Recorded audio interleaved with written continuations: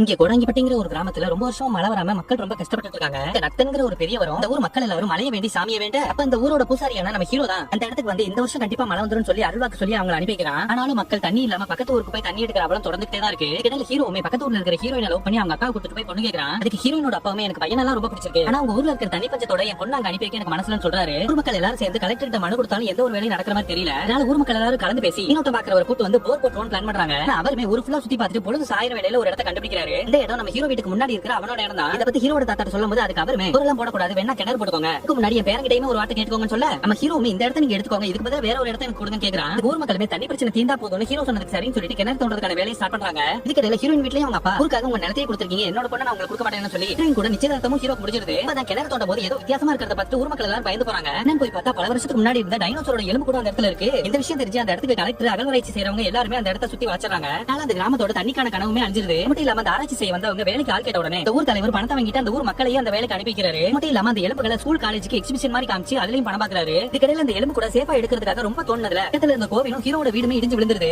அப்பதான் ஹீரோ வீட்டுக்குள்ள இருந்த அவனோட தாத்தாக்கு தலையில பலமா அடிபட்டு அவர் ஸ்பாட்ல இறந்துறாரு. ஊர் மக்கள் எல்லாரும் முன்னாடி கிணறு இருக்கிறனால பின்வாசல் வழியா எல்லா சடங்கையும் பண்ணலாம்னு சொல்ல ஹீரோ இந்த கிணறால தான் என் தாத்தா இறந்திருக்காரு, இந்த கிணறு மூடுங்க, நான் முன்வாசல் வழியா தான் எல்லா சடங்கையும் பண்ணுவேன்னு சொல்றான். அதுக்கு அந்த ஆராய்ச்சி பண்றவங்களுமே இதை பத்தி கலெக்டர் சொல்ல கலெக்டருமே நான் முக்கியமான வேலையை வெளியூர் போறேன், போலீஸ் ஃபோர்ஸ் அனுப்பி வைக்கிறேன்னு சொல்லி அனுப்பி வைக்க அவங்களுமே வந்து ஹீரோவை பிடிச்சிட்டு தாத்தாவோட பாடியை சுடுகாட்டுமே கொண்டு போயிருக்காங்க. வச்சு அவருக்கான சடங்கு எல்லாத்தையும் முடிக்க ஹீரோ மனசே இல்லாம பாத்துட்டு இருக்கான். அப்பதான் அந்த ஆராய்ச்சியில இருக்கிற ராமன் ஒருத்தன் 2 நாள்ல இந்த எலும்பு கூட பாக்குறதுக்கு எம்பி வருவாரு. அவர்கிட்ட உங்க குறைய சொல்லுங்க ஹீரோக்கு ஐடியா கொடுக்க நான் இன்னொரு பக்கம் மேல இடத்துல இருந்து கிராமம் ஃபுல்லா எலும்பு கூட கிடைக்க வாய்ப்பு இருக்குன்னு தலைவர் கிட்ட பேசி இந்த ஊர் மக்கள் எல்லாத்தையுமே வேற இடத்துக்கு மாத்துறதுக்கு பிளான் பண்றாங்க. அவருமே ஒரு சென்ட்டுக்கு 5 லட்சம் வேணும்னு பேரம் பேசிட்டு ஊர் மக்கள்கிட்ட வந்து 10,000 தராங்களா, இந்த தண்ணி இல்லாத கிராமத்துல நம்ம எத்தனை நாள் கஷ்டப்பட நம்ம வேற இடத்துக்கு போயிடலாம் சொல்ல ஊர் மக்கள் எல்லாரும் இதுக்கான தீர்வு கண்டுபிடிப்பான்னு பார்த்தா இல்ல அவங்க கிட்ட விக்கிறோம் சொல்லி ஊர் தலைவரை பொழந்து எடுத்துட்டு ஹீரோ கிட்டயுமே இதுக்கு மேல நம்ம என்ன பண்ணணும் கேட்டுட்டு இருக்கும்போது அந்த ஊர்ல இதனால் வரைக்கும் பெய்யாத அடமழை பெஞ்சு மக்கள் எல்லாரும் சந்தோஷப்படுறாங்க. அடுத்த நாள் அந்த எலும்பு கூட இருந்த இடத்துல இருந்த தண்ணியை மோட்டர் போட்டு வெளியே எடுத்துட்டு பார்க்கும்போது இங்க இருந்து எலும்பு கூட காணும். அதுக்கு அந்த ஆராய்ச்சி பண்றவங்களுமே செமசாக்க இட்டு கலெக்டர் சொன்னா அதுக்கு கலெக்டருமே எம்பி நாளைக்கு வராரு, எப்படியாவது அதை கண்டுபிடிங்கன்னு சொல்ல இந்த ஊர் மக்கள் தான் ஏதாவது எடுத்துருப்பாங்கன்னு அவங்களை போட்டு அடின்னு அடிச்சு விசாரிக்கிறாங்க. ஆனா இது எல்லாமே ஹீரோட பிளானுங்கறனால யாருமே வாயை திறக்க மாட்டேங்கிறாங்க. அடுத்த நாள் எம்பியுமே வந்து பொதுமக்கள் கிட்ட என்ன பிரச்சனை கேட்க